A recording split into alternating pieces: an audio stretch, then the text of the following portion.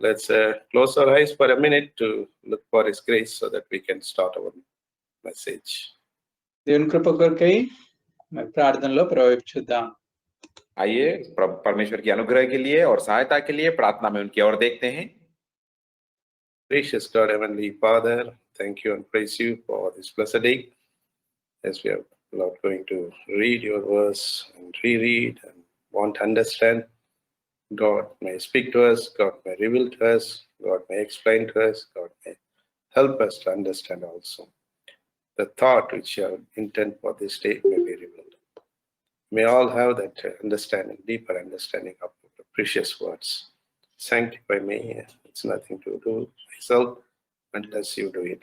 Thanks for our brothers, Samson and Franklin, as they're involved in the translation. God may give them the right help, Lord, that congregation may also understand. Every word is very precious and every word has a deeper meaning. Help us through the Spirit, by the grace of God, with the working effectual power, we may understand it also. Not only we understand, help us that in the days to come we may apply it so that it may be reflected when we, Lord, present in this world. Thank you for hearing and answering our prayer as we pray for others to join with us. And those who are joined, Lord, help us to receive your words also. Prepare our hearts and thought and mind. Bind it, O Father, the things which is going to disturb us so that it may have recourse your words. Thank you and praise you for hearing and answering our prayer. In Jesus' precious name we pray. Amen.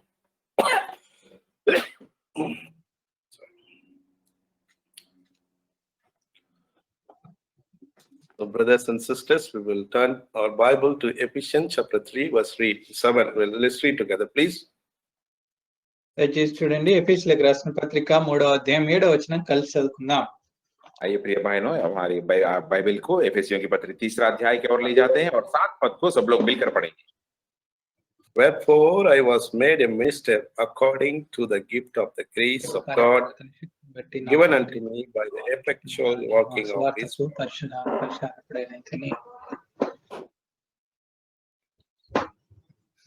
Apostle Paul says, I was made a minister according to the gift of God given unto me by the effectual working of His power. ఇక్కడ మనం చూడొచ్చు, అపోస్తలుడైన పౌలు గారు సెలవిస్తా ఉన్నారు, దేవుడు కార్యకార్యకు తన శక్తిని బట్టి నాకు అనుగ్రహించిన కృపావరం చొప్పున నేను ఆ సువార్తకు పరిచారకుడనైతిని. यहाँ पर हम देखते हैं अपोस्तल पौलुस जी कह रहे हैं 7 पद में, मैं परमेश्वर के अनुग्रह के उस दिन के अनुसार जो उसकी सामर्थ्य के प्रभाव के अनुसार मुझे दिया गया उस सुसमाचार को सेवक बना.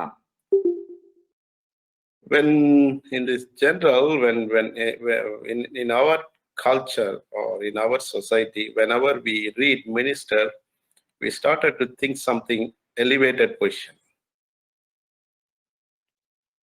ఇంగ్లీష్ లో అయితే మినిస్టర్ అని రాయబడుతూ వచ్చింది, తెలుగులో అయితే పరిచారకుడు అనేటువంటి మాటని ఇక్కడ చూస్తా ఉన్నాం. అయితే ఈ మినిస్టర్ అనేటువంటి పదం విన్నప్పుడు ఒక గొప్ప పదవిలా అనుకునే వారంగా ఉంటాం. इंग्लिश पद के अनुसार हम देखते हैं वहां पर मिनिस्टर कह करके लिखा गया, लेकिन यहाँ पर हमें उनके सेवक बनाया गया कहकर लिखा गया. लेकिन जब मिनिस्टर कहते हैं तो हम इस दुनिया के रीति से अनुसार से उसे देखते हैं, बहुत उन्नत स्थान पे देखते हैं. What the other translation is right, it is correct, because we are servant, becoming servant to serve the things. కాబట్టి మిగతా ట్రాన్స్లేషన్ లో ఉన్నట్టే అది సరి అయింది, పరిచారకుడు. కాబట్టి ఈ యొక్క పరిచారం చేయబడటానికి నియమించబడుతూ వచ్చారు. और दूसरे भाषा के तर्जुमा में हम देखते हैं वहां पर सही तरह से लिखा गया, कहा गया कि सेवक कहकर, इसका मतलब वो सेवा करने के लिए चुने गए. He says, I was made a minister. That means something has been done in his life. కాబట్టి ఇక్కడ నేను మరి ఆ సువార్తకు పరిచారకుడనైతిని అంటున్నారు, అనగా తన జీవితంలో ఈ రీతిగా చేయబడుతూ వచ్చారు, ఏదో జరుగుతూ వచ్చింది. और यहाँ पर वो कह रहे हैं उस सुसमाचार का सेवक बना. इस सुसमाचार का सेवक बनने से पहले यहाँ पर वो कह रहे हैं, इसका मतलब ये है कि उनके जीवन में एक कार्य हुआ इस सेवकाई लेने के लिए. So that means God has made him, he didn't take it from God. కాబట్టి ఆయన దేవుడే అతన్ని చేస్తూ వచ్చాడు. దేవుని యొద్ద నుండి ఆయన ఆ యొక్క పదవిని గాని, ఆ యొక్క పనిని గాని తీసుకోలేదు. और परमेश्वर ही उन्हें एक सेवक की तरह बनाए हैं, लेकिन वह वहां उनसे परमेश्वर से वहां मांगकर या मांगकर नहीं लिए। He respects that position so wonderfully. ఈ యొక్క పదవిని లేకుంటే ఈ పనిని ఆయన ఎంతో గొప్పగా గౌరవించేవాడుగా ఉన్నారు. और यहाँ पर हम देखते हैं उनके जीवन में जो स्थाई उन्हें मिला है और परमेश्वर के द्वारा जो अनुग्रह किया गया उसे बहुत ही वह महत्वपूर्ण समझे। In Romans chapter 15 verse 16 we read, he felt it is wonderful gift of God. రోమిలకు రాసిన పత్రిక 15వ అధ్యాయము 16వ వచనం ప్రకారము మరి ఈ యొక్క మరి పని దేవుడిచ్చినటువంటి గొప్ప బహుమానంగా ఆయన ఎంచుతూ వచ్చాడు. और रोमियो की पत्री 15 अध्याय के 16 पद के अनुसार यहाँ पर देखते हैं कि परमेश्वर के सुसमाचार सेवा वह बहुत ही एक महत्वपूर्ण कार्य के जैसा वो मानते हैं। I read that I should be the minister of Jesus Christ to the Gentiles, ministering the gospel of God, that the offering up of the Gentiles might be acceptable, being sanctified by the Holy Ghost. తెలుగులో 15, 16 కలిసి ఉన్నాయి. ఆయనను అన్యజనులు అను అర్పణ పరిశుద్ధాత్మ వలన పరిశుద్ధపరచబడి ప్రీతికరమగునట్లు నేను సువార్త విషయమై యాజక ధర్మం జరిగించు దేవుని చేత నాకు అనుగ్రహింపబడిన కృపను బట్టి అన్యజనుల నిమిత్తం యేసుక్రీస్తు పరిచారకుడనైతిని. यहाँ पर 16 पद में कहा गया कि मैं अन्य जातियों के लिए मसीहा यीशु का सेवक होकर परमेश्वर के सुसमाचार की सेवा याजक के समान करूं, जिससे अन्य जातियों के मन चढ़ाया जाना। So it is given to him, and also it is been sanctified by God. కాబట్టి ఈ యొక్క పని, ఈ యొక్క పరిచర్య అతనికి ఇవ్వబడుతూ వచ్చింది. అంతేకాకుండా దేవుని చేత పరిశుద్ధపరచబడుతూ వచ్చింది. और यहाँ पर हम देखते हैं इस सेवकाई उनको परमेश्वर के द्वारा दिया गया और वो सेवकाई परमेश्वर के द्वारा पवित्र भी किया गया। The Holy Ghost, the work of the Holy Ghost is done in his life such a way that he is made a minister to serve in the midst of the Gentile, the precious gospel to proclaim. కాబట్టి ఆ యొక్క పరిశుద్ధాత్మ వలన పరిశుద్ధపరచబడి అనగా పరిశుద్ధాత్మ చేత తన జీవితంలో కార్యం చేయబడి అన్యజనులకు సువార్త ప్రచురించడానికి దేవుడు ఆయన్ను పరిచారకునిగా చేస్తూ వచ్చాడు. और उस पवित्र आत्मा के द्वारा जो सेवकाई उन्हें अनुग्रह किया गया, उस सेवकाई को पवित्र आत्मा के द्वारा पवित्र किया गया। पवित्र करने के बाद वह सुसमाचार अन्य जातियों को बांटने के लिए उन्हें चुना। If all believers, if all Christian people accept this truth or the fact they are serving God with humbleness, simplicity, and then driven by the Holy Ghost, sanctified the Holy Ghost, then there won't be any differences. కాబట్టి ఇప్పుడు ఈ యొక్క విషయాన్ని గమనిస్తే మరి సేవకులందరూ దేవుని పని చేస్తున్నటువంటి పరిచారకులందరూ కూడా ఈ యొక్క విషయాన్ని గ్రహించినట్టయితే అనగా ఆ యొక్క పని పరిశుద్ధాత్మ చేత అది పవిత్రపరచబడుతూ వచ్చింది అని పరిశుద్ధాత్మ చేత నడిపింపబడినటువంటి వారై అది దేవుడే ఆ యొక్క ఆ పనిని అప్పగించాడు అనేటువంటి విషయాన్ని గ్రహిస్తే ఇప్పుడున్నటువంటి ఈ యొక్క భేదాలు ఇవన్నీ ఏవి ఉండవు. अगर इन दिनों में सारे मसीहा के सेवक या सारे जो परमेश्वर की जो सेवा कर रहे हैं उन सारे लोग इस चीज को, इस बात को या इस सच्चाई को अगर वो समझ पाएंगे कि ये जो सेवकाई वो लोग निभा रहे हैं ये परमेश्वर के द्वारा या पवित्र आत्मा के द्वारा उन्हें अनुग्रह किया गया, इस बात को वो समझेंगे तो आजकल के दिनों में जो मंडलियों में जो भिन्न अभिप्राय है ये कहां पर भी नहीं रहेगा। So that kind of people will be always available and ready to serve others, maintaining that low profile in their life. కాబట్టి అటువంటి వారు ఎల్లప్పుడూ కూడా దేవుని పని చేయడానికి సిద్ధంగా ఉంటారు, అందుబాటులో ఉంటారు. ఆ రీతిగా దేవుని యొక్క సువార్తను పనిని చేస్తా ఉంటారు. और इस तरह में जो भी इस तरह की जो अनुभव में आते हैं तो हमेशा वो परमेश्वर की सेवकाई करने के लिए तैयार रहते हैं और नम्र होकर उनकी सेवकाई करते हैं। In that is Ephesians chapter 3 verse 2nd part we read, God given unto me by the effectual working of his power. కాబట్టి ఈ యొక్క తెలుగులో మొదటి భాగంలో ఈ భాగం చూస్తాం. ఎఫెసీ 3:7 మొదటి భాగము, దేవుడు కార్యకార్యగు తన శక్తిని బట్టి. और हम यहाँ पर देखते हैं एफेसियों की पत्री 3 अध्याय के 7 पद के पहले भाग में हम देखते हैं, मैं परमेश्वर के अनुग्रह के द्वारा वो कह रहे हैं. In 1 Corinthians chapter 15 verse 10, మొదటి కొరింథీయులకు రాసిన పత్రిక 15వ అధ్యాయము 10వ వచనం ప్రకారము, पहले कुरिन्थियों की पत्री 15 अध्याय के 10 पद के अनुसार अगर हम देखेंगे तो Paul says it in this way, but by the grace of God I am what I am, and his grace which was bestowed upon me was not in vain, but I labored more abundantly than they all, yet not I, but the grace of God which was with me. అయినను నేనేమై ఉన్నానో అది దేవుని కృప వల్లనే అయ్యున్నాను, మరియు నాకు అనుగ్రహింపబడిన ఆయన కృప నిష్ఫలము కాలేదు గాని వారందరికంటే నేను ఎక్కువగా ప్రయాసపడినది నేను కాదు, నాకు తోడై ఉన్న దేవుని కృపయే. यहाँ पर पहले कुरिन्थियों की पत्री 15 अध्याय के 10 पद में हम इस तरह पढ़ते हैं, परंतु मैं जो कुछ भी हूँ परमेश्वर के अनुग्रह से हूँ, उसका अनुग्रह जो मुझ पर हुआ वह व्यर्थ नहीं हुआ, परंतु मैंने उन सब से बढ़कर परिश्रम भी किया, तो भी यह मेरी ओर से नहीं हुआ, परंतु परमेश्वर के अनुग्रह से जो मुझ पर था. But I labored more abundantly than they all, yet not I, but the grace of God which was with me. So the grace of God driven his work in such a way that very much effectual. కాబట్టి ఆయన ఇక్కడ స్పష్టంగా చెప్తా ఉన్నారు, నేను వారందరికంటే ఎక్కువ ప్రయాసపడితిని, అయితే ప్రయాసపడినది నేను కాదు, నాకు తోడైన దేవుని కృపే. కాబట్టి కేవలం దేవుని కృపను బట్టే ఆ యొక్క పరిచర్య ఆయన ఎంతో ప్రభావవంతంగా చేయగలుగుతూ వచ్చారు. यहाँ पर हम देखते हैं वो कह रहे हैं, परंतु मैंने उन सब से बढ़कर परिश्रम किया है, तो भी यह मेरी ओर से नहीं हुआ, परंतु परमेश्वर के अनुग्रह के द्वारा. यहाँ पर हम देखते हैं वो साफ तरह कह रहे हैं, जो भी सेवकाई उन्होंने निभाया वह पवित्र आत्मा की या परमेश्वर की अनुग्रह के द्वारा ही वह क्या अनुग्रह यहाँ पर बहुत ही महत्वपूर्ण काम उनके जीवन में किया. In general, if you see somebody is popular in their ministry, you will see lot of fame and they want to be honored, they want to be more lifted up, they don't want to be humble themselves, and they don't even think about themselves what they are, even though they are doing the ministry of God's ministry.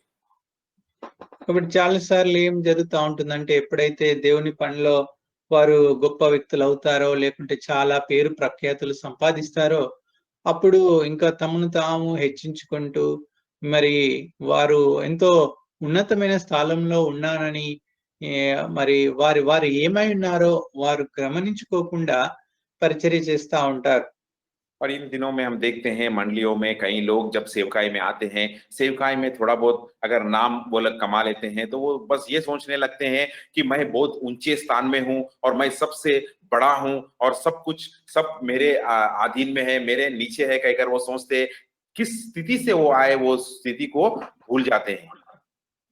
But it is very contrary in the life of Paul. He's a able minister, he labored more, and he's a successful minister also, but yet he says, I am not at all worthy to be called to be a minister. కాబట్టి దీనికి వ్యత్యాసంగా మనము పౌలు గారి జీవితంలో చూడొచ్చు. ఆయన మరి ఎంతో గొప్పగా పరిచర్య చేసినప్పటికీ ఆయన అంటున్నాడు, నేను అసలు ఈ పరిచారకునిగా పిలువబడ్డానికి యోగ్యుని కాదు అంటూ తను తాను తగ్గించుకోవడము, దీనత్వము ఆయనలో మనం చూడగలం.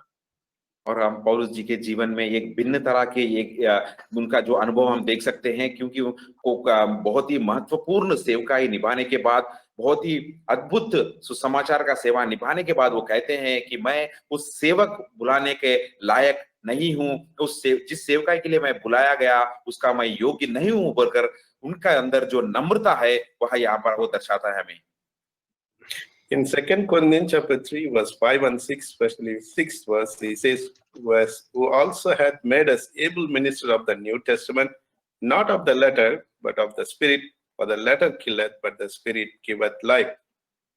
2 కొరింథీయులకు రాసిన పత్రిక 3వ అధ్యాయం 6వ వచనంలో చెప్తా ఉన్నారు, ఆయనే మమ్మును క్రొత్త నిబంధనకు అనగా అక్షరమునకు కాదు గాని ఆత్మకి పరిచారలమగుటకు మాకు సామర్థ్యం కలిగించున్నాడు. అక్షరం చంపును గాని ఆత్మ జీవింపచేయును.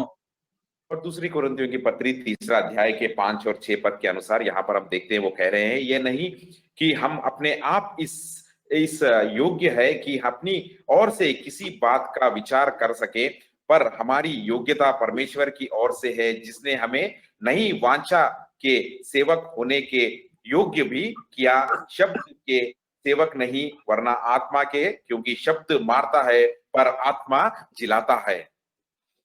Not only he was made a minister, he was able minister under the New Testament. కాబట్టి ఆయన పరిచారకుడే కాదు కానీ ఆయన మరి యోగ్యమైనటువంటి యొక్క నూతన నిబంధనలకు క్రొత్త నిబంధనకు యోగ్యమైనటువంటి పరిచారకుడిగా ఉన్నాడు. और केवल वह सेवक ही नहीं है, लेकिन यहाँ पर जिस तरह कहा गया, उन्होंने नहीं वांछा के अनुसार सेवकाई के योग्य में वो ले आए गए. In the verse 5th in the same chapter, 2 Corinthians chapter 3 verse 5, last portion he says, but our sufficiency is of God. That is the key point. కాబట్టి ఇదే అధ్యాయం 5వ వచనంలో మనం చూడొచ్చు, మా సామర్థ్యము దేవుని వల్లనే కలిగి ఉన్నది. ఇదే చాలా ప్రాముఖ్యమైనటువంటి విషయం మనం గమనించాలి. और यहाँ पर हम देखते हैं वो एक प्रामुख्य बात यहाँ पर 5 पद में कह रहे हैं कि हमारी योग्यता और सामर्थ्य केवल परमेश्वर की ओर से ही है कहकर. In Colossians chapter 1 verse 29, he also says in this way. Colossians chapter 1:29. కొలస్సీ 1:29లో ఈ రీతిగా అంటున్నారు, कोलोसियों की पत्री पहला अध्याय के 19 पद में इस तरह कह रहे हैं, whereunto I also labor, striving according to his working which worketh in me mightily. అందు నిమిత్తము నాలో బలముగా కార్యసిద్ధి కలిగజేయు ఆయన క్రియాశక్తిని బట్టి నేను పోరాడుచు ప్రయాసపడుచున్నాను. यहाँ पर वो कहते हैं, इसी के लिए मैं उसके उस शक्ति के अनुसार जो मुझ में सामर्थ्य के साथ प्रभाव डालती है, तन मन लगाकर परिश्रम भी करता हूं. Striving according to his working which worketh in me mightily. That means result, the work of the God's work is result oriented. కాబట్టి ఇక్కడ ఆయన చూడొచ్చు, నాలో బలముగా కార్యసిద్ధి కలిగజేయు ఆయన క్రియాశక్తిని బట్టి పోరాడుచున్నాను, లేకుంటే పోరాడుచు ప్రయాసపడుచున్నాను అంటున్నారు. అనగా దేవుని యొక్క పరిచర్య అది కార్యసిద్ధి కలిగజేసేది. यहाँ पर वो कह रहे हैं, उस शक्ति के अनुसार जो मुझ में सामर्थ्य के साथ प्रभाव डालती है. यहाँ पर हम देखते हैं जो ये कार्य है वो सामर्थ्य के साथ, एक अनुभव के साथ और क्रिया के साथ, क्रिया के पूर्व में दिखाना चाहिए. Is filled with the Holy Spirit, driven by the Spirit, and God's power working in him mightily, and he labored very much, and the result is evident. కాబట్టి ఆయన పరిశుద్ధాత్మ చేత నింపబడుతూ వచ్చాడు, పరిశుద్ధాత్మ చేత ఆ పనిని కొనసాగిస్తూ వచ్చాడు. ఆయన తగ్గింపుతో మరి చేయడమే కాకుండా బలంతో చేస్తూ వచ్చాడు. అంతేకాకుండా ఆ యొక్క అదంతా కూడా ఆ రీతిగా చేయడం ద్వారా అది కార్యసిద్ధి కలుగజేస్తూ వచ్చింది. यहाँ पर हम देखते हैं पवित्र आत्मा के द्वारा, अनुग्रह के द्वारा वो इस सेवकाई को पाए हैं, और जो सेवकाई का सुसमाचार का सेवकाई वो बांट रहे थे, वो पवित्र आत्मा से भरा हुआ था, और नम्र होकर नम्रता में उन्होंने सेवकाई की. इन सारी बातों के इनके द्वारा हमें ये दर्शाता है कि उनका जो कार्य वो किए हैं वह सफलीकृत कार्य है. It's correct, because according to Acts chapter 1 verse 8 we read, but ye shall receive power after the Holy Ghost is come upon you, and ye shall be witness unto me both in Jerusalem and in all Judea, in Samaria, and unto uttermost part of the earth. ఈ యొక్క విషయాలన్నీ నిజంగా అవును అన్నట్టుగా ఉన్నాయి. ఎందుకంటే అపోస్తల కార్యంలో 1వ అధ్యాయం 8వ వచనం ప్రకారము అక్కడ రాయబడుతూ వచ్చింది, ఆయనను పరిశుద్ధాత్మ మీ మీదకి వచ్చినప్పుడు మీరు శక్తి నొందుదురు గనుక మీరు యెరూషలేములోను యూదయ సమరయ దేశంలో అన్నంతటా భూదిగంతముల వరకు నాకు సాక్షులైందురని వారితో చెప్పెను. और ये बात सच है, हम इसमें देख सकते हैं प्रेरितों का काम पहला अध्याय के 8 पद में हम साफ तरह पढ़ सकते हैं, परंतु जब पवित्र आत्मा तुम पर आएगा तब तुम सामर्थ्य पाओगे और यरूशलेम में और सारे यहूदाए और समरिया में और पृथ्वी के घोर तक मेरे गवाही होंगे. So only God's power can make anyone as a God's servant or a servant of God. కాబట్టి కేవలము దేవుని శక్తి, ఆ దేవుని శక్తిని బట్టే ఎవరినైనా కానీ ఆ యొక్క దేవుని పరిచారకునిగా చేస్తుంది. और यहाँ पर हमें ये बात को ध्यान देना है, केवल परमेश्वर की शक्ति ही हमें इस सामर्थ्य के लिए और इस स्थायी के लिए हमें बना सकता है. So when all these things in order, following the will of God, called by the God, made by the minister, serving humbly, then you will see the ministry in such a way that very evident many people will be witnessing about the ministry. కాబట్టి ఈ పరిచర్య, ఈ క్రమాన్ని మనం గమనించినట్టయితే మరి అది దైవ చిత్తానుసారంగా ఉంటూ దేవుని యొక్క చిత్తం చొప్పున జరిగిస్తూ పరిశుద్ధాత్మ చేత అది జరిగిస్తూ మరి దేవుని కృప చేత జరుగుతున్నట్టయితే అది శక్తి చేత నింపబడి దేవుని శక్తి చేత నింపబడి ఎంతో ప్రభావితంగా ఉంటుంది. అంతేకాకుండా అది ఆ కార్యము సిద్ధి చేసేదిగా ఉంటుంది. और यहाँ पर हमें ये बात को समझना चाहिए कि जब यह सेवकाई पवित्र आत्मा से भरी हुई और पवित्र आत्मा से चुने गई अनुग्रह के द्वारा अगर शक्ति पाकर हम इसे करते हैं तो ये सेवकाई बहुत ही प्रभावशाली और बहुत ही सामर्थ्य के साथ हम निभा सकते हैं. Today we are speaking about his ministry because he has done wonderful work and he made an example to others. It's written to us to something to think about ourselves, what we render to God. కాబట్టి ఇది ఈ రోజు మనం ధ్యానిస్తా ఉన్నాం ముఖ్యంగా దేవుని యొక్క పరిచర్య గురించి. పౌలు గారు ఇక్కడ ఆయన చేసినటువంటి పని అంత రాయబడుతూ వచ్చింది, మనకు మాదిరిగా ఉంది. అయితే వీటన్నిటిని గమనించి మరి ఏ రీతిగా పరిచర్య కొనసాగుతుంది అని మనము ఒకసారి ప్రశ్నించుకోవాలి. और यहाँ पर इन सारी चीजों को हम पढ़ रहे हैं, ध्यान मनन कर रहे हैं और पौलुस जी के जीवन के द्वारा जिस तरह की सेवकाई उन्होंने की है, इन सारी बातें हमारे सामने रखा गया है, इसके बारे में हम ध्यान कर रहे हैं. और यहाँ पर हम अपने आप को जांच कर परखना है या एक सवाल करना है कि हम किस तरह इस सेवकाई को निभा रहे हैं. Let's move to the next verse, 8th verse. We'll read Ephesians chapter 3 verse 8. ఎఫెసీ 3:8వ వచనం చూద్దాం. एफेसियों की पत्री 3 अध्याय का 8 पद पढ़ेंगे.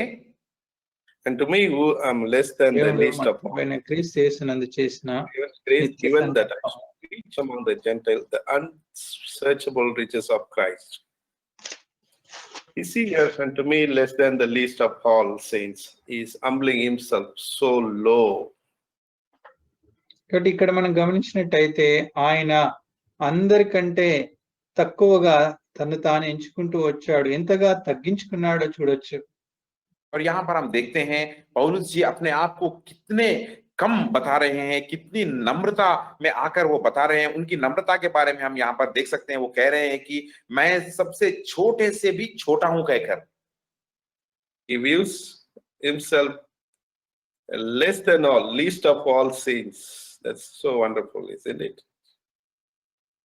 ఆయన ఇంకా చెప్తా ఉన్నాడు, తెలుగులో చివరి భాగంలో మనం చూడొచ్చు, పరిశుద్ధులందరిలో అత్యల్పుడైన అని మాట్లాడుతా ఉన్నాడు. అనగా ఎంతగా తగ్గించుకుంటున్నాడు, ఎంత గొప్ప విషయం ఇక్కడ గమనించవచ్చు. देखिए कितनी महत्वपूर्ण बात वो कह रहे हैं, कितनी नम्रता से दीनता से वो कह रहे हैं कि मैं सभी पवित्र लोगों में से मैं सबसे छोटे से भी छोटा हूं कहकर. The reason is he always kept this word in his mind. ఈ కారణం ఏంటంటే ఆయన మనసులో ఎప్పుడు ఈ యొక్క మాటను ఉంచుకొని ఉన్నాడు. और इसका कारण क्या है? हम देखते हैं कि इन बातों को हमेशा उनके मन में वो बसाकर रखे। 1 Timothy chapter 1 verse 15. చూడండి, మొదటి తిమోతికి రాసిన పత్రిక 1వ అధ్యాయము 15వ వచనం. आइए पहले तिमोथियस की पत्री पहला अध्याय का 15 पद। This is a faithful saying and worthy of all acceptation that Christ Jesus came into the world to save sinners, of whom I am chief. పాపులను రక్షించుటకు క్రీస్తు యేసు లోకమునకు వచ్చినను వాక్యము నమ్మదగినదియు పూర్ణాంగీకారమునకు యోగ్యమునయున్నది, అట్టి వారిలో నేను ప్రధానుడను. यहाँ पर हम देखते हैं यह बात सच और हर प्रकार से मानने के योग्य है कि मसीहा यीशु पापियों को उद्धार करने के लिए जगत में आए। जन्म सबसे बड़ा मैं हूं। So he acknowledges himself as the worst sinner of all. కాబట్టి తన్ను తాను పాపులందరిలో నేను ప్రధాన పాపిని అని ఒప్పుకుంటూ వచ్చారు. और यहाँ पर वो साफ तरह से अपने आप को कबूल कर रहे हैं कि सब पापियों से मैं सबसे बड़ा पापी हूं कहकर। Because God has given him the salvation, yet he thinks that is by the grace of God he obtained. Still, he doesn't want to elevate himself. కాబట్టి ఆయనకు తెలుసు ఆయన దేవుని కృపను బట్టి రక్షింపబడుతూ వచ్చాడు అని. అయినప్పటికీ ఏమాత్రం కూడా తను తాను హెచ్చించుకోకుండా గొప్ప చేసుకోకుండా మరి తను పాపిని అని తగ్గించుకుంటూ వచ్చాడు. और वो जानते थे कि परमेश्वर के अनुग्रह के द्वारा ही, मसीहा के अनुग्रह के द्वारा ही उन्होंने उद्धार पाया है। ये बात को जानते हुए भी कभी वह अपने आप को बड़ापन नहीं बताए, कभी घमंड इस बात पर नहीं बताए। In 1 Corinthians chapter 15 verse 8, he acknowledges that he is not fitting to be called to be an apostle. అంతేకాకుండా మొదటి కొరింథీయులకు రాసిన పత్రిక 15వ అధ్యాయం 8వ వచనంలో మరి ఆయన నేను అపోస్తలులందరిలో తక్కువవాడును, నేను అసలు అపోస్తలు అనబట్టకు యోగ్యుడను కాను అంటూ వచ్చారు. और वो यहाँ पर हम देखते हैं पहले कोरिन्थियों की पत्री 15 अध्याय के 8 पद के अनुसार अगर हम देखते हैं, वहां पर कहते हैं कि मैं इन अपोस्तलों में या इन सेवकाइयों में एक सेवक का योग्यता ही मैं नहीं रखता हूं कहकर। Verse 9 we read, for I am the least of the apostles, that I am not meet to be called an apostle, because I persecuted the church of God. 9వ వచనంలో చూడొచ్చు, ఏలైనగా నేను అపోస్తలులందరిలో తక్కువవాడను, దేవుని సంఘమును హింసించినందున అపోస్తలుడు అనబట్టకు యోగ్యుడను కాను. और 9 पद में वो इस तरह कहते हैं, क्योंकि मैं प्रेरितों में से सबसे छोटा हूं, कारण प्रेरितों कहने वाले योग्य भी नहीं, क्योंकि मैंने परमेश्वर की कलीसिया को सताया था।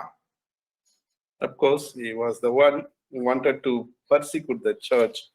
The beginning, all of us knows what he was doing before conversion. కాబట్టి ఆయన గురించి మనకందరికి తెలుసు. ఆయన రక్షింపబడక ముందు, మారు మనసు పొందక ముందు ఏ రీతిగా సంఘం పట్ల ప్రవర్తిస్తూ వచ్చాడో, సంఘానికి ఎంత హాని చేస్తూ వచ్చాడో మనకు తెలుసు. पौलुस जी के बारे में हम सब लोग जानते हैं, जो उद्धार पाने से पहले या मसीहा के दर्शन होने से पहले किस तरह को वो कलीसिया को सताता था और उद्धार से पहले किस तरह का जीवन वो बिता रहा था, ये हम जानते हैं। To a certain extent that God has to correct in his way, so that is the striking point in his life. కాబట్టి అది ఎంతవరకు వెళ్తూ వచ్చిందంటే దేవుడే మరి స్వయంగా తన జీవితంలో మరి సంధించవలసి వచ్చినటువంటి దినము ఆ యొక్క పరిస్థితులు అతను ఎదుర్కోవాల్సి వచ్చింది. ఆ రీతిగా అతడు మారు మనసు పొందుతూ వచ్చారు. और उनके जीवन में हम देखते हैं कि उनका जीवन किस हद तक जा रहा था और किस हद से बढ़कर उनके कार्य हो रहे थे। तब मसीहा को खुद वहां पर आना पड़ा और उसको टोकना पड़ा और उसकी उद्धार के लिए वह उद्धार देना पड़ा उसे। That correctness made in his life very strong to follow Jesus. కాబట్టి ఆ రీతిగా అతడు సరిచేయబడడం ద్వారా యేసుక్రీస్తు ప్రభువారిని ఆయన వెంబడించుట్లో ఎంతో బలంగా పనిచేస్తూ వచ్చింది. और उस तरह से वहां सही करने के बाद और वो सही करना उनके जीवन में बहुत ही बलशाली और शक्ति पाकर परमेश्वर के पीछे होने के लिए वह सहायता की। In the same Ephesians chapter 3 verse 8 second portion we read that I should preach among the Gentile the unsearchable riches of Christ. ఎఫెసీయులకు రాసిన పత్రిక 3వ అధ్యాయము 8వ వచనం, తెలుగులో 8 నుండి 11 వరకు కలిసి ఉన్నాయి. అయితే ఇక్కడ శోధింప శక్యము కాని క్రీస్తు ఐశ్వర్యమును అన్య జనులలో ప్రకటించుటకు అనే మాట మధ్యలో మనం చూస్తాం. और यहाँ पर हम देखते हैं एफेसियों की पत्री 3 अध्याय के 8 पद के बीच के भाग में हम देखते हैं, ये अनुग्रह हुआ कि मैं अन्य जातियों को मसीहा के आगम्य धन का सुसमाचार सुनाऊं। In Job chapter 5, యోబు గ్రంథం 5వ అధ్యాయంలో अय्यूब का किताब 5 अध्याय में हम इस तरह देखते हैं, he says like this in verse 9, which doeth great things and unsearchable marvelous things without number. 9వ వచనంలో ఈ రీతిగా చదువుతాం, ఆయన పరిశోధింపజాలని మహాకార్యములు లెక్కలేనన్ని అద్భుత క్రియలను చేయవాడు. और 5 अध्याय के 9 पद में हम देखते हैं, वह तो ऐसे बड़े काम करता है जिनकी यह नहीं लगाती और इतने आश्चर्य कर्म करता है जो गिन नहीं जाते। There are many things we can talk about is unsearchable and marvelous things. The salvation itself is a marvelous things in our life. కాబట్టి దేవుని యొక్క కార్యాల గురించి, క్రియల గురించి మనం ఆలోచించినట్టయితే అనేకమైనటువంటి మరి ఆ యొక్క ఆశ్చర్యకరమైనటువంటి క్రియలను మనం చూడొచ్చు. అన్నిటికంటే గొప్పది మరి ఆ యొక్క రక్షణ, దేవుడు మనకు అనుగ్రహించిన రక్షణ, అది గొప్ప కార్యంగా మనము గమనించవచ్చు. और हम देख सकते हैं परमेश्वर के जो आश्चर्य कामों के बारे में हम देखते हैं, आश्चर्य कर्मों के बारे में हम देखते हैं, सुनते हैं, तो हमने हमारे जीवन में कई तरह के आश्चर्य कर्मों के बारे में सुना है और देखा है। और सबसे बड़ी और सबसे महत्वपूर्ण कार्य तो उद्धार देना। So in verse 8, unsearchable riches of Christ. Christ's richness is so much that joy, peace, wisdom. కాబట్టి ఇక్కడ మరి ఈ యొక్క భాగంలో శోధింప శక్యము కాని క్రీస్తు ఐశ్వర్యము అనగా దేవుడిచ్చేటువంటి ఆ యొక్క సంతోషము, ఆనందము, ఆ యొక్క శాంతి, ఆ జ్ఞానమును మనము గ్రహించవచ్చు. और यहाँ पर देखते हैं परमेश्वर के जो आश्चर्य कर्मों के बारे में, जो जिनकी हम गिनती नहीं कर सकते हैं, जिनकी हम तुलना नहीं कर सकते हैं, और जो आश्चर्य कार्य जो हमने किया है, जो शांति, समाधान, इन सारी बातों को हम यहाँ पर देख सकते हैं। So many things are there: forgiveness, long suffering, meekness, and also temperance, patience, righteousness. So much things are available in Christ. కాబట్టి క్రీస్తులో శోధింప శక్యము కాని ఐశ్వర్యము అనగా అనేకమైనటువంటి విషయాలు ఉన్నాయి. అది దీర్ఘశాంతమే కావచ్చు, ప్రేమ కావచ్చు, నిరీక్షణ కావచ్చు, దేవుడు ఇచ్చే దయ కావచ్చు, కృప కావచ్చు. ఈ రీతిగా ఆయన ఇచ్చేటువంటి ప్రతి విధమైన పర్వ సంబంధమైనటువంటి ఆ యొక్క విషయాలన్నీ కూడా మనము లెక్కించలేము, శోధింపలేము. और यहाँ पर हम देखते हैं जो मसीहा के द्वारा जो आगम्य धन वो रखा गया, इस धन में हम देख सकते हैं कई तरह के कार्य वहां पर रखे गए हैं। वहां पर जो उद्धार रखा गया, शांति रखा गई, समाधान हमारे लिए रखा गया, और कई सारी जो हमारे सोच विचार के भी बाहर है, उन सारे इस आगम्य धन में रखा है। Somebody put it like this: the treasures are like a mine, inexhaustible. That is, you cannot take it out. The more you dig it, the more it will come. కాబట్టి ఒకరు ఈ రీతిగా చెప్తూ వచ్చారు, ఆ యొక్క ఐశ్వర్యం ఏ రీతిగా ఉందంటే, అనగా క్రీస్తు యొక్క ఐశ్వర్యం ఏ రీతిగా ఉందంటే, అది గొప్ప నిధిగా ఉన్నది. అది ఎంతగా నువ్వు తవ్వుతా వెళ్తా ఉంటే అంత లోతుగా, అంత అధికంగా దాన్ని పొందుకోగలవు. और यहाँ पर किसी ने इस तरह कहा है इस आगम्य धन के बारे में, ये इस तरह है, ये बहुत ही महान है। जितना तुम उसको खोद कर निकालने की कोशिश करोगे तो उतना ज्यादा वहां से निकलेगा, वो उतना ज्यादा आप पा सकते हो। So it can be never explode completely, but we can still keep on doing it.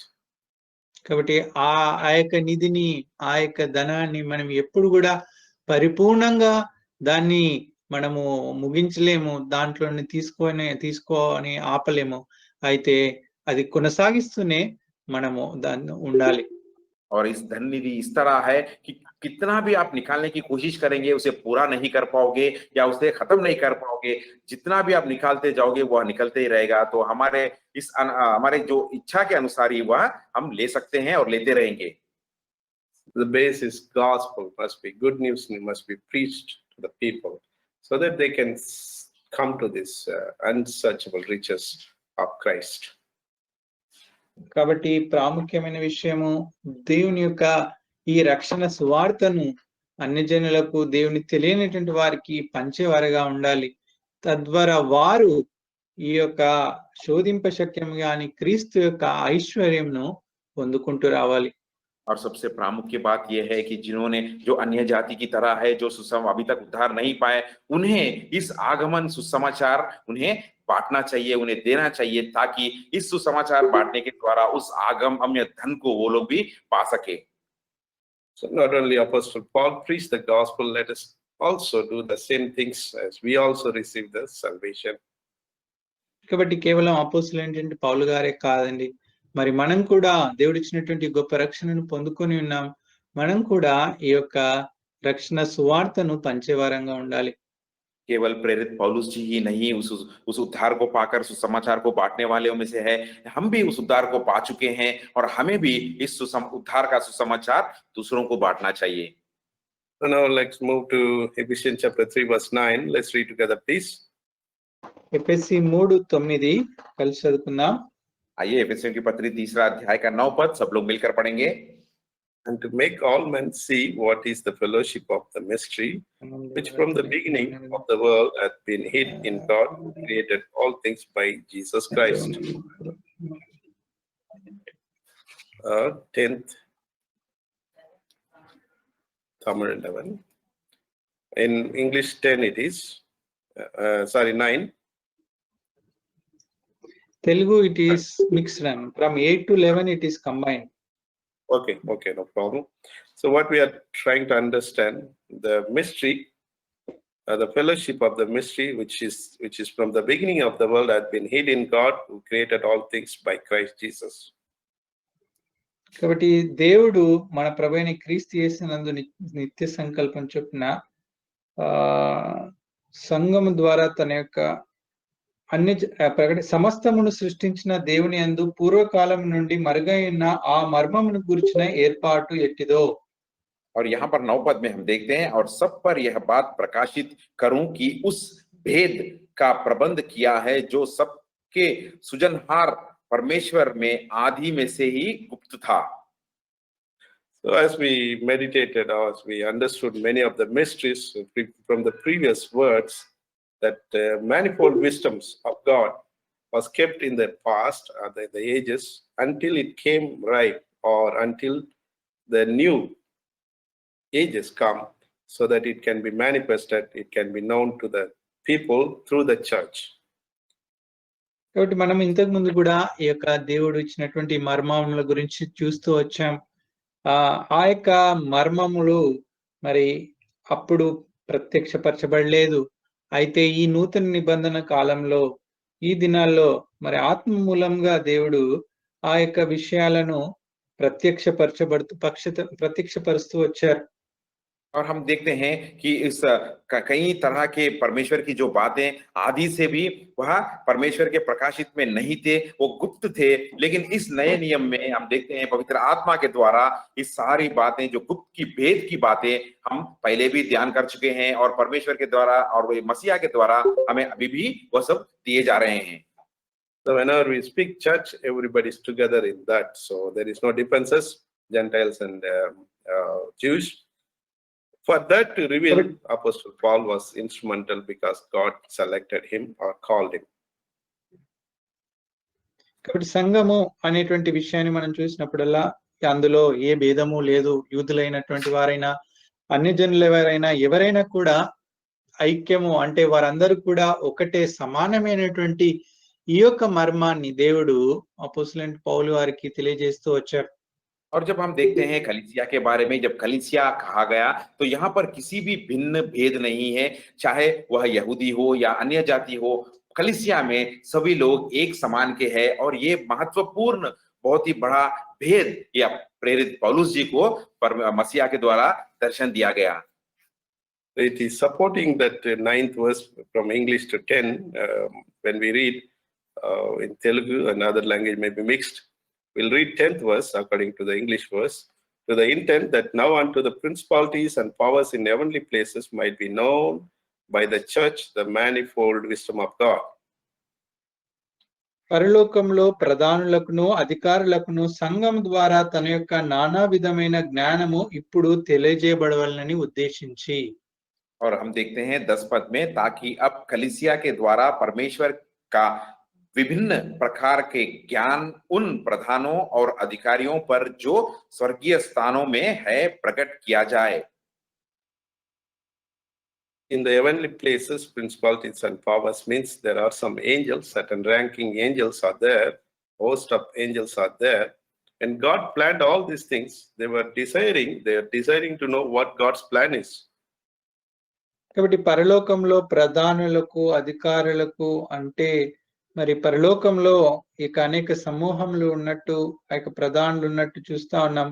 వారు కూడా మరి దేవుని యొక్క ఉద్దేశం ఏంటి, దేవుని యొక్క ఆలోచన ఏంటి అని వారు కూడా తెలుసుకోవాలని కోరుకుంటా ఉన్నారు. और यहाँ पर हम पढ़ते हैं कि स्वर्गीय स्थानों में प्रकट किया गया, यानी प्रधानों अधिकारों। हम देखते हैं स्वर्गीय स्थान में भी, वहां पर भी परलोक के दूत है, अधिकारी है और प्रधाने हैं, और वो लोग भी इस भेद को जानना चाह रहे हैं। Especially if you read or if you study the will of God and the kingdom of God, these two subjects together, you'll understand very clearly how this has been planned, how this has been executed, what is happening in the kingdom of God. కాబట్టి ఎప్పుడైతే దేవుని యొక్క చిత్తము, దేవుని యొక్క మరి ఆ యొక్క రాజ్యము ఈ యొక్క విషయాలను కలిసి ధ్యానిస్తా ఉన్నట్టయితే మరి దేవుని యొక్క విషయంలో ఎలాంటి మరి మర్మాలు ఉన్నాయో మనము గమనించగలం. और जब हम परमेश्वर की इच्छा के बारे में या उनकी जो भी उनकी जो इच्छाएं हैं उसके बारे में हम ध्यान मनन करते हैं, तो उनके राज के बारे में ध्यान मनन करते हैं, तो इन सारी बातों को हम समझ सकते हैं। In 1 Peter chapter 1 verse 12, this is a little bit complicated verse to explain. Please stay focused so that you can understand. A little bit will understand, try to understand. మొదటి పేతురు 1వ అధ్యాయము 12వ వచనము. ఇది కొద్దిగా మనం అర్థం చేసుకోవడానికి కష్టతరంగా ఉంటుంది. మనము ధ్యానపూర్వకంగా దీన్ని అర్థం చేసుకోవడానికి ప్రయత్నిద్దాం. पहला पत्रुस का अध्याय, पहला अध्याय के 12 पद को हम देखते हैं। ये बात समझने के लिए थोड़ा कठिन है, लेकिन परमेश्वर की सहायता के द्वारा हम समझने की कोशिश करेंगे। आप अपना ध्यान को यहाँ पर बनाए रखें। So read 12th verse, unto whom it was revealed that unto themselves, but unto us they did minister the things which are now reported unto you by them that have preached the gospel unto you with the Holy Ghost sent down from heaven, which things the angel desired to look into. పరలోకం నుండి పంపబడిన పరిశుద్ధాత్మ వలన మీకు సువార్త ప్రకటించిన వారి ద్వారా మీకు ఇప్పుడు తెలుపబడిన ఈ సంగతుల విషయమై తమ కొరకు కాదు గాని మీ కొరకే తాము పరిచర్య చేసిన సంగతి వారికి బయలుపరచబడెను. దేవదూతలు ఈ కార్యములను తొంగి చూడగోరుచున్నారు. यहाँ पर हम देखते हैं, उन पर यह प्रकट किया गया है कि वे अपनी नहीं वरना तुम्हारी सेवा के लिए ये बातें कहा करते थे, जिनका समाचार अब तुम्हें उनके द्वारा मिला, जिन्होंने पवित्र आत्मा के द्वारा जो स्वर्ग से भेजा गया तुम्हें सुसमाचार सुनाया। और इन बातों को स्वर्गदूत भी ध्यान से देखने की लालसा रखते हैं। So what we understand, when God planned all these things, sending his son to this earth, when it was planned, when they were discussing, or when it was his will, the angels was desiring to think, what is this? What thinks it's going to happen? కాబట్టి ఎప్పుడైతే దేవుడు ఇదంతా కూడా ప్రణాళిక చేస్తూ వచ్చాడో ఆ యొక్క విషయాలను సిద్ధపరుస్తూ వచ్చారో అప్పుడు దూతలు ఇవన్నీ కూడా చూడాలని ఆశతో చూస్తా ఉన్నాయి, చూడగోరుతా ఉన్నాయి. ఏం జరగబోతా ఉంది, దేవుని యొక్క ఉద్దేశాలేంటి, చిత్తం ఏంటి అని వారు తెలుసుకోగోరుతూ వచ్చారు. और जब परमेश्वर ने इस योजना को बनाया था, इस कार्य को पूरा करने के लिए परमेश्वर ने जब उनकी इच्छा के अनुसार जो योजना बनाया था, तब स्वर्ग के दूत लोग भी यह सुनकर आश्चर्य हुआ कि इस सुसमाचार का ये क्या कारण है, ये किस तरह परमेश्वर इसे प्रकट करने जा रहे हैं। ये सारी चीजें जानने के लिए, देखने के लिए स्वर्गदूत भी लालच रखते थे। See, angels are not omniscient. God is the only omniscient person. చూడండి, దేవదూతలు సర్వాంతర్యామి అని చెప్పలేము. కేవలం దేవుడు ఒక్కడే సర్వాంతర్యామి అనేటువంటి దేవుడై ఉన్నాడు. और हम ये नहीं कह सकते हैं कि स्वर्गदूत भी सर्वांतर्यामी है, कहकर नहीं कह सकते। केवल परमेश्वर ही सर्वांतर्यामी है। Even you spoke through the prophets, those prophecy also, the prophets, though they uttered the word, they did not understand it fully. కాబట్టి ఈ ప్రవక్తలు కూడా దేవుడు ఇచ్చినటువంటి మాటలను బట్టి ప్రవచిస్తూ వచ్చారు, కానీ వారు సంపూర్ణంగా ఈ యొక్క దేవుని యొక్క ప్రణాళికలను మరి అర్థం చేసుకోలేరు అనుకుంటున్నాం. और परमेश्वर के द्वारा जो अचुंबकों को जो दर्शन दिया जाता है और जो भविष्यवाणी उन्हें सुनाया जाता था, जो परमेश्वर की आत्मा के द्वारा जो भविष्यवाणी आता था, वही वो सुनाते थे, लेकिन उस भविष्यवाणी को पूरी तरह वो लोग भी नहीं समझ पाते थे। So now Peter explains in little more sensible way, 2 Peter chapter 1 verse 19. అయితే పేతురు ఈ యొక్క విషయాన్ని ఇంకా మరి అర్థం చేసుకోవడానికి దీన్ని వివరిస్తూ వచ్చారు. 2వ పేతురు రాసిన పత్రిక 1వ అధ్యాయం 19వ వచనంలో మనం చూడొచ్చు. और दूसरे पतरुस की पत्री 1 अध्याय के 19 पद में हम देखते हैं, पतरुस जी यहाँ पर समझने के लिए थोड़ा खुलासा में इन बातों को यहाँ पर लिख रहे हैं।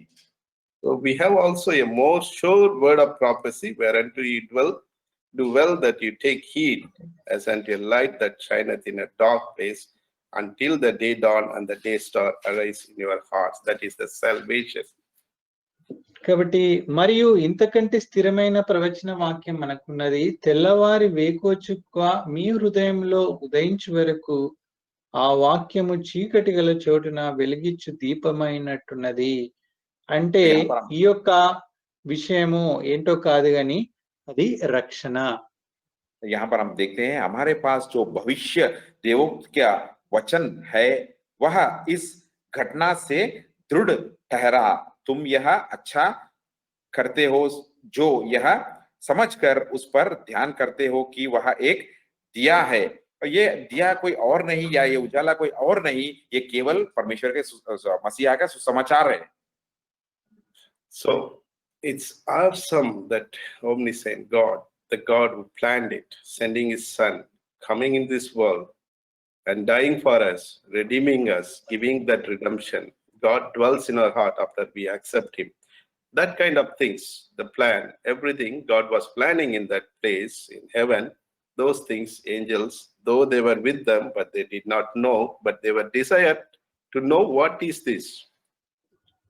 కాబట్టి ఈ విషయాలన్నీ ఏంటి అంటే రక్షణ గురించే, అనగా మరి ఏ రీతిగా ప్రభువైన యేసు క్రీస్తు వారి యొక్క మరి ఇంకా రక్షణ కార్యములు, ప్రాముఖ్యంగా మరి ఈ యొక్క సువార్త ప్రకటించబడ్డం, దాన్ని హృదయంలో స్వీకరించడం, అంతేకాకుండా మరి పాపముల విషయమై పశ్చాత్తాపడడం, తర్వాత దేవుని హృదయంలోనికి స్వీకరించడం, రక్షణ పొందడము, ఈ రీతిగా దేవుని యొక్క ఈ గొప్ప ప్రణాళిక, ఈ రక్షణలో ఉన్నటువంటి ఈ గొప్ప ప్రణాళికనే ఈ విషయాలన్నీ తెలియజేస్తా ఉన్నాయి. ఇవి దేవదూతలు అక్కడ ఉన్నప్పటికీ కూడా దేవుని యొక్క ఈ గొప్ప ప్రణాళికను, ఈ యొక్క కార్యాన్ని వారు మరి తెలుసుకోలేక వీటన్నిటిని తెలుసుకోవాలని కోరుతూ వచ్చారు.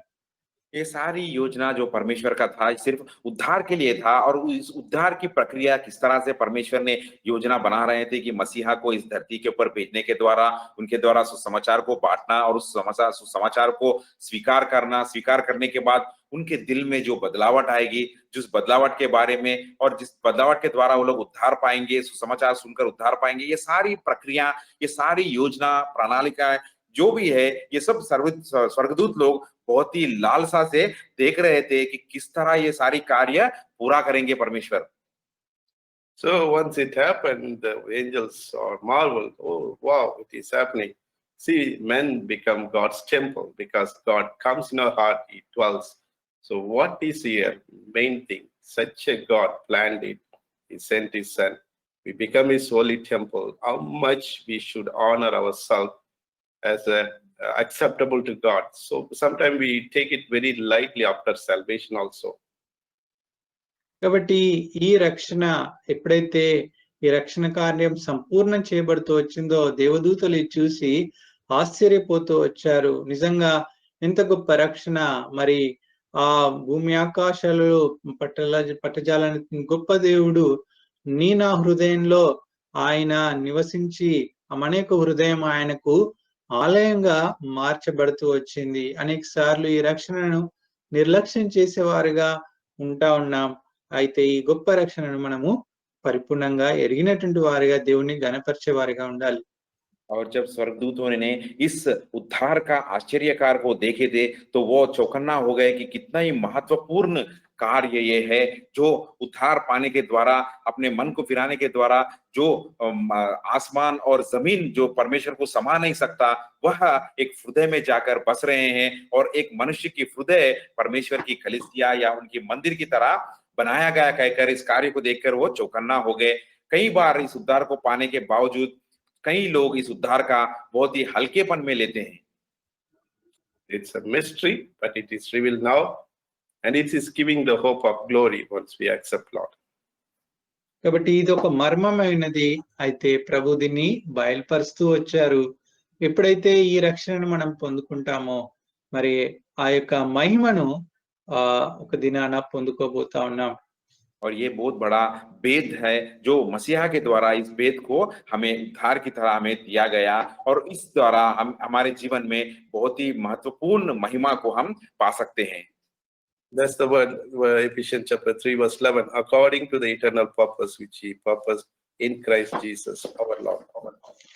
కాబట్టి ఇదే విషయాన్ని ఎఫెసీ 3:11లో రాయబడుతూ వచ్చింది. అది అంటే ప్రభు అయిన యేసు క్రీస్తునందు చేసిన నిత్య సంకల్పం చొప్పున।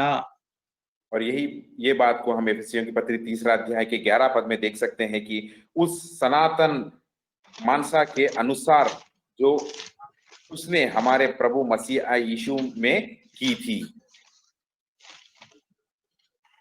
It's all happening in the church, of course, one after the other. Once we accepted Lord, the church forms and God's name is glorified and His counsel, His plan, everything is happening in the church. కాబట్టి ఇవన్నీ కూడా సంఘంలో జరుగుతా ఉన్నాయి. ఎప్పుడైతే ఒక వ్యక్తి మరి రక్షింపబడతారో ఈ రీతిగా రక్షింపబడినటువంటి విశ్వాసులు సంఘంలో రావడం, సంఘంగా చేర్చబడడం ద్వారా దేవుని యొక్క నామము మహింపరచబడడం, దేవుని యొక్క అనేకమైనటువంటి విషయాలు బయలుపరచబడుతూ వచ్చాయి। ये सारी प्रक्रिया हम देखते हैं कलीसिया में जिस तरह पूरा हो रहा है, जहां पर कलीसिया में कोई उद्धार पाते हैं, उद्धार पाके कलीसिया में जुड़ते हैं, कलीसिया की बढ़ोतरी के बारे में, और वहां पर उद्धार पाने के बाद उनके जीवन में किस तरह वो महिमा को पाते हैं और महिमा में बढ़ोतरी करते हैं। That's why it is so important to maintain that salvation should not be backslided, and we should never deny our God because it's planned, it is executed, it is revealed. Now God dwells in our heart. We should be very careful in maintaining our salvation. కాబట్టి రక్షణ విషయంలో ఎప్పుడు ఎంతో జాగరూకులమై ఉండాలి। రక్షణ మరి దేవుడు అనుగ్రహిస్తూ వచ్చారు। రక్షింపబడిన తర్వాత ఏమాత్రం వెనుకంజ వేయకూడదు, నిర్లక్ష్యం చేయకూడదు। తద్వారా ఇది దేవుడు చేసినటువంటి గొప్ప ప్రణాళిక అని మనం గ్రహిస్తూ మరి రక్షణలో నిలకడగా ఉంటూ మన జీవితాల్లో దేవుని మహిమపరిచే వారంగా ఉండాలి. और इसीलिए हम ये इस उद्धार को जो हम हमारे जीवन में हम पाए हैं, ये बहुत परमेश्वर की बहुत बड़ी मसीहा की इच्छा के द्वारा या एक महत्वपूर्ण योजना बनाकर इस उद्धार को हमने दिया गया, और इस उद्धार को हम कभी भी हल्केपन में नहीं लेना चाहिए। इस उद्धार को हमारे जीवन में एक महत्वपूर्ण एक हिस्सा बनाकर इस उद्धार को रखना चाहिए। Let's read 12th verse, Ephesians chapter 3 verse 12. చూడండి, ఎఫెసీ 3:12 చదువుకుందాం. आइए एफेसियों की पत्री 3 अध्याय के 12 पद को भी पढ़ते हैं। In whom we have boldness and ఆయన access యందలి విశ్వాసం చేత by ధైర్యమును నిర్భయమైన ప్రవేశమును ఆయన బట్టి మనకు కలిగి ఉన్నది. So in Ephesians chapter 1 verse 6, we read, wherein he hath made us accepted in the beloved. ఎఫెసీ 1:6లో మనం చూస్తే ప్రేమ చేత ఆయన క్రీస్తులో మనలను ఏర్పరచుకునేను ఆయన రాయబడింది. और एफेसियों की पत्री 1 अध्याय के 6 पद में हम इस तरह पढ़ते हैं कि उसके उस अनुग्रह की महिमा की स्तुति हो, जिसे उन्हें हमें उस प्रिय में साथ में दिया। Accepted means he has taken us, or you had been given that permission. కాబట్టి తెలుగులో ఇంకొక మాట కూడా ఉంది, యేసుక్రీస్తు ద్వారా తనకు కుమారునిగా స్వీకరించుటకై, అనగా ప్రభు మనల్ని స్వీకరిస్తూ వచ్చాడు. ఆ యొక్క అనుమతి లేకుంటే ఆధిక్యత అనుగ్రహిస్తూ వచ్చారు. और यहाँ पर हम देखते हैं उन्होंने हमें अंगीकार किया है मसीहा के द्वारा, उनके पुत्र के समान, या हमें उनके संत बनाकर उन्होंने हमें स्वीकार किया। Here we see he has given access to enter with the boldness, with the confidence, by the faith. అయితే ఈ 12వ వచనం 3:12లో చూస్తే ఇక్కడ ఆయన యందలి విశ్వాసం చేత ధైర్యమును నిర్భయమైన ప్రవేశమును ఆయనను బట్టి మనకు కలుగజేస్తూ వచ్చారు. और यहाँ पर 12 पद में हम देखते हैं उस पर विश्वास करने से साहस और भरोसा के साथ परमेश्वर के निकट आने का अधिकार हमें दिया। As you know, in the Old Testament, people has to go to priest, and he has to take that offering or whatever it is. He is the person only has got the access to enter into that holy place and holiest place. ఇక్కడ పాత నిబంధనల కాలంలో చూస్తే ఆ యొక్క దేవుని యొక్క మరి అతి పరిశుద్ధ స్థలంలోనికి వెళ్ళడానికి కానీ, లేదా ఈ యొక్క ప్రజల యొక్క అర్పణలను తీసుకుని వెళ్ళాలంటే కేవలం యాజకుడే తీసుకుని వెళ్ళాలి. ఆ ఆధిక్యత కేవలము ఆయనకే ఇవ్వబడుతూ వచ్చింది. యాజకుని ద్వారానే దేవుని యొద్దకి మరి ప్రవేశం ఉండేది. और पुराने नियम के अनुसार हम देखते हैं कि कोई लोग किसी भेंट चढ़ाना है या किसी बलि चढ़ाकर भेंट ले जाना है, तो वो सीधा वहां नहीं जा सकते थे, एक याजक के द्वारा ही वहां जा सकते थे, क्योंकि केवल याजक ही उसे ही वहां पर ये जाने का प्रवेश करने का अधिकार था। But Jesus Christ has taken that barrier, and we have access to enter into the presence of God with boldness. అయితే యేసుక్రీస్తు ప్రభువారు ఇప్పుడు మనకు ఈ గొప్ప ఆధిక్యతను అనుగ్రహిస్తూ వచ్చారు. ఆ ఆటంకాలన్నీ తీసివేసి దేవుని యొద్దకు ధైర్యంగా నిర్భయంగా ప్రవేశించడానికి ఈ భాగ్యాన్ని కలిగిస్తూ వచ్చారు. और मसीहा के द्वारा हमें उस बीच की दीवार उठाया गया, निकाल दिया गया, या उस दीवार को गिराया गया, ताकि हम उस परमेश्वर के निकट हम धैर्य से और साहस से उनके निकट जा सके। In Romans chapter 5, 1 and 2, when we read like this, therefore being justified by faith, we have peace with God through our Lord Jesus Christ, by whom also we have access by faith into this grace, wherein we stand and rejoice in hope of the glory of God. రోమీయులకు రాసిన పత్రిక 5వ అధ్యాయం మొదటి 2 వచనాలు చదివితే అక్కడ స్పష్టంగా చూడగలం. కాబట్టి విశ్వాస మూలమున మనం నీతిమంతులుగా తీర్చబడి మన ప్రభు అయిన క్రీస్తు యేసు ద్వారా దేవునితో సమాధానం కలిగి ఉందము, మరియు ఆయన ద్వారా మనము విశ్వాసం వలన ఈ కృప యందు ప్రవేశం గలవారమై అందులో నిలిచి ఉండి. रोमियों की पत्री 5 अध्याय के पहले 2 पद में हम इस तरह पढ़ते हैं, अतः जब हम विश्वास से धार्मिक ठहरे तो अपने प्रभु यीशु मसीह के द्वारा परमेश्वर के साथ मेल रखे, जिसके द्वारा विश्वास के कारण उस अनुग्रह तक जिसमें हम बने हैं, हमारी पहुंच भी हुई और परमेश्वर की महिमा के आशा पर घमंड करें। So that veil has been torn and access has been given. కాబట్టి ఆ యొక్క అడ్డతెర తీసివేయబడుతూ వచ్చింది. అది చింపబడుతూ వచ్చింది. మనకు విశ్వాసం ద్వారా దేవుని యొద్దకు ప్రవేశము అనుగ్రహింపబడుతూ వచ్చింది. और उस बीच का जो पर्दा था उसे फाड़ दिया गया और हटा दिया गया और मसीहा के द्वारा हमें साहस और धैर्य दिया गया कि हम उनके परमेश्वर के निकट हम आ सके। Anytime we can reach to God. కాబట్టి ఏ సమయంలో అయినా మనం దేవుని యొద్దకు వెళ్ళగలం. और किसी भी समय या किसी भी वक्त हम परमेश्वर के पास जा सकते हैं। So people, when they, in the Old Testament, when priests enter into the holiest of holy once in a year, until he comes out, the people will be very much worried because who knows, he might have sinned. God would have punished him. That kind of terror is God. God has given forgiveness. We have access with boldness, with confidence. By faith, we can reach to our God. కాబట్టి పాత నిబంధన కాలంలో కేవలం ప్రధాన యాజకుడు లేకుంటే అక్కడ ఉన్నటువంటి యాజకుడు మాత్రమే ఆ అతి పరిశుద్ధ స్థలంలోనికి ప్రవేశించేవారు. ప్రవేశించిన తర్వాత మిగతా వారందరూ కూడా ఎంతో ఆతురతతో భయంతో ఎదురు చూస్తుండేవాళ్ళు. ఎందుకంటే ఒకవేళ ఆ యొక్క యాజకుడు, ఆ ప్రధాన యాజకుడు లోపలికి వెళ్ళినప్పుడు ఒకవేళ ఆయన ఏదైనా పాపం చేసి ఉంటే అక్కడే ఆయన మృత్యువాత కూడా పడేవాడు. అలాంటి భయం ఉండేది. ఇప్పుడు మనకి క్రీస్తులో మరి ప్రభు ఇదంతా కూడా తొలగించి మనకు ధైర్యమైనటువంటి ప్రవేశము దేవుని యొద్దకు అనుగ్రహిస్తూ వచ్చారు. और पुराने नियम में हम देखते थे कि जब साल में एक बार उस यहाँ पर वहां का याजक या प्रधान याजक उस अति पवित्र स्थान में जाता था तो बाहर जो भी लोग खड़े होते थे वो डर से चौकन्ना होकर देखते थे कि यह याजक वापस आएगा कि नहीं, क्योंकि अगर याजक ने कोई पाप किया होता अपने दिल में तो वहां ही वो उसकी मृत्यु हो जाएगी। लेकिन यहाँ पर अब मसीहा के द्वारा परमेश्वर ने इन सारी बातों को हटा दिया है ताकि हम धैर्य से, साहस से उनके निकट में जा सके।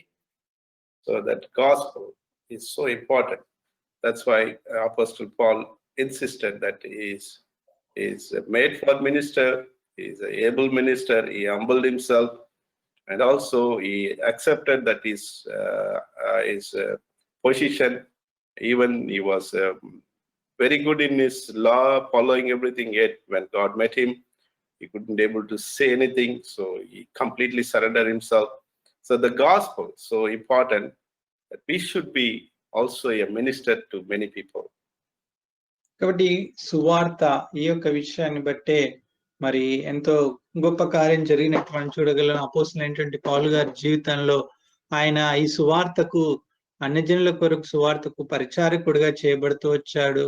పరిశుద్ధాత్మ ద్వారా మరి దేవుడు అతన్ని మరి నడిపిస్తూ వచ్చాడు. ఆయన కృప చేత, దేవుని శక్తి చేత ఆ కార్యాన్ని చేస్తూ వచ్చారు. మనం కూడా ఈ సువార్త విషయంలో మరి జాగరూకులమై మనం కూడా ఈ బాధ్యత తీసుకుంటూ ఆయన పరిచర్య చేసే వరంగా ఉండాలి. सुसमाचार एक महत्वपूर्ण बात है। जिस तरह पौलुस जी को यह पवित्र आत्मा के द्वारा, परमेश्वर के द्वारा अनुग्रह में दिया गया था और उस सुसमाचार को वो महत्वपूर्ण रीति से उन्होंने दूसरों तक पहुंचाया, खास कर अन्य जातियों तक इस सुसमाचार को उन्होंने बांटा और इस सुसमाचार को पहुंचाया। इस सुसमाचार को हमें भी बहुत ही गंभीर रूप से लेना चाहिए और बहुत ही महत्वपूर्ण रीति में लेना चाहिए और परमेश्वर की इच्छा के अनुसार इस सुसमाचार को दूसरों को भी हमें बांटना चाहिए। इस तरह में इस बात में किसी तरह की भी हमें कमजोर नहीं होना चाहिए। So God may help us to understand his the meaning in this Holy Scripture in such a way that we can also apply in our life. కాబట్టి దేవుడు ఈ యొక్క పరిశుద్ధ వాక్యంలో ఉన్నటువంటి మాటలను ఇంకా మనం లోతుగా అర్థం చేసుకొని మన జీవితాల్లో కూడా అన్వయించుకోవడానికి ప్రభు మనకు సహాయం చేయను గాక. परमेश्वर हमें सहायता करे। जो वचन हम ध्यान मनन किए पढ़े हैं, इस वचनों को और गहरी तरह से हमें जान सके, पहचान सके और समझ सके और हमारे जीवन में इस वचनों का कार्य हो सके। Let's pray. ప్రార్థించుకుందాం. प्रार्थना करेंगे। Our gracious God, Heavenly Father, we thank you and praise you for this blessed time. What a wonderful gospel it is to be accepted. The angels desired to see what are the plan, what is going to be executed. Even though they were with you, they are with you. But humble and simple people like us, to dwell in our midst, to dwell in our hearts, so glorious things it is. Help us, Lord, our temple, our heart, our walk may be holy and acceptable, and we may live a victorious and joyful, hopeful life. May not be, Lord, defeated and live a repeated life. Paul Apostle has been made a minister, and he did it wonderful job. And it's so evident that today also church is experiencing the manifold wisdom of God in and through in our life also. Thank you and praise you for the brothers and sisters, those who accepted you and living a victorious, joyful life. Strengthen them and stabilize them. Help them to grow also. Help them, Lord, to be a source of blessing for many, to leading the people into the marvelous light, removing the darkness from that heart also. Pray that those who have not accepted you as a personal Savior, this glorious gospel before it is taken out from this earth, we pray that you will meet our dear ones. None should be perished. Even, Lord, if your coming is tonight, many should be in that event. That's our desire, that's our prayer also. In our family, in our church, with our relatives, our dear ones in this place, even many of our brothers and sisters, we pray for their salvation. It's our Lord, heartfelt burden prayer for the people who have not accepted you as personal Savior. The gospel may be somehow preached in the last days. The angels going to preach the same gospel. So, Lord, before that time, when this is open, and there is a time to receive thy words, tell them, Lord, to be very sensitive and serious of this gospel. Lord, let the Holy Spirit walk in their heart, convict them, and help them to confess also.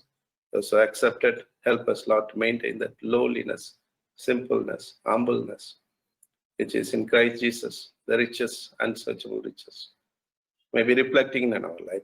Many times I myself failed, kindly forgive me also. Help me, help us, that we may apply it in our practical application. Lord, we thank you for every blessing which you have blessed us through thy Son, Lord Jesus Christ. We look unto you for the future also. Take all these restrictions, help us together, praise and worship you. The days to come, lead us and guide us also. Take care of tomorrow ministry also. Fill us with thy satisfaction of thy precious words, Father, and anoint us fresh so that we may be a joyful and victorious people on this earth. Give us good sleep tonight, Father. I pray for the Lord, sick and suffer people, touch and heal them. Those are waiting for many reasons to receive thy such blessings. Pray for them also. Thank you and praise you for the journey mercies given to Anisha Esther also. Pray for others, those who are, Lord, here, be with them and watch over them. Thank you, Lord, for hearing and answering our prayer. We pray that you will wash us and will cleanse us. Our conscience will be very clear before we go to bed, so that even if you are coming tonight, all of us, many of us will be joining together and receive of you. Those who are unprepared for that event, we pray for them one more time. Thank you for our brothers Samson and Franklin, who were able to help in the ministry translation. Bless them also. Now we ask you to, Lord, take care of this ministry and send us with thy blessings. Committing everything in loving care, asking this prayer, I highly exalt the name of dear Lord and Savior, Jesus Christ. Amen. Amen. The grace of the Lord Jesus Amen. Christ and the love of God and the fellowship of the Holy Ghost rest and abide with us both now and forevermore. Amen. Amen. Amen.